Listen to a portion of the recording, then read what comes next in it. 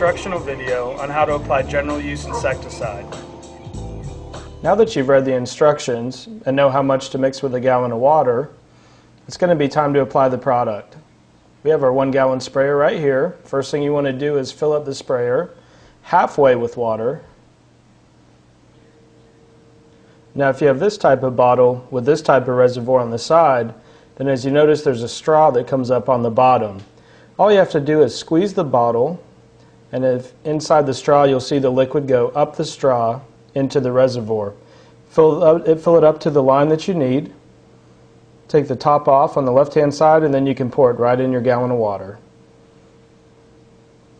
After reading the instructions, we've already found that for this particular product it's about 1 ounce per gallon. We measured it in our reservoir.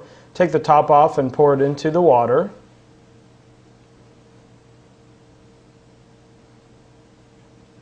Put the lid to the sprayer back on. Turn it so it's tight. Now you're going to want to shake it up.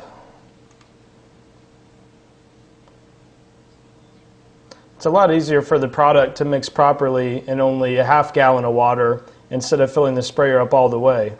Now you can fill the rest of the sprayer up to the gallon mark. You want to leave a little space at the top of your sprayer. You don't want to fill it all the way up, or else there won't be any room for the air inside. Put the lid back on. Pump the handle a few times. And if it's full, you only need a few pumps for the pressure to build up. Now we're ready to go. Now most sprayers come with an adjustable nozzle. Turn it one way and it will shoot a pin stream.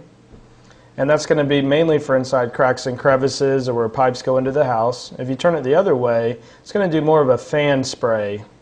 This is what you're going to want to use around the house to treat the perimeter. You're going to start off by treating around the perimeter. We're going to start at the front door and just go right across the front stoop.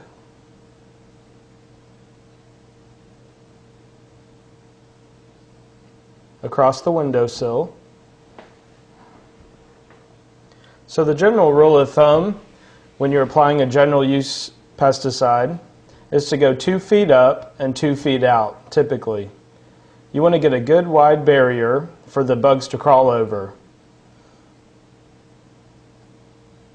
So we're going to spray about 2 feet up onto the house and a non-stop barrier 2 feet out.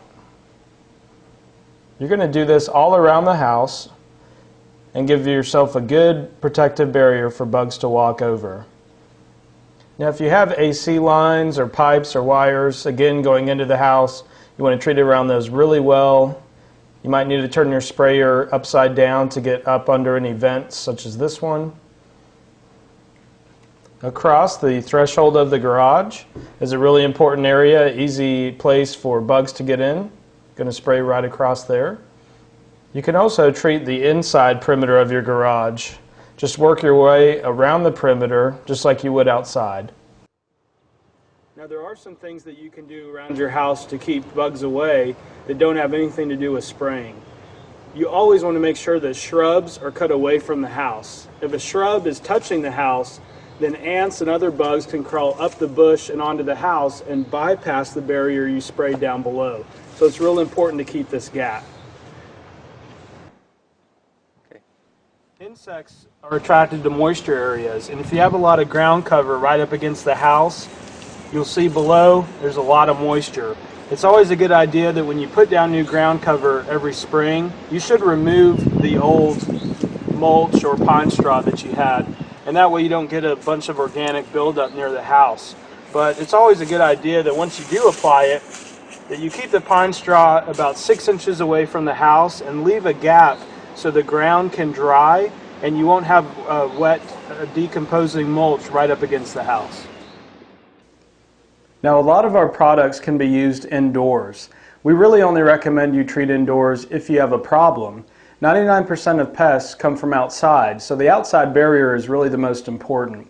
All of our products that are labeled to use indoors are very safe and very safe to use around children and pets, as long as you follow the instructions and apply the product correctly. Typically, a good practice is to have your children and pets leave the room, take them outside while someone's applying the product, and then once it dries, perfectly safe to have them come back into the room.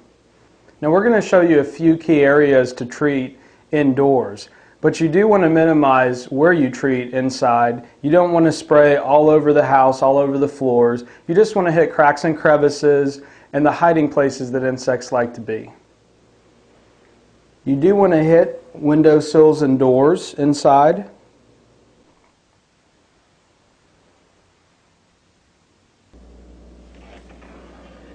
You want to treat underneath appliances.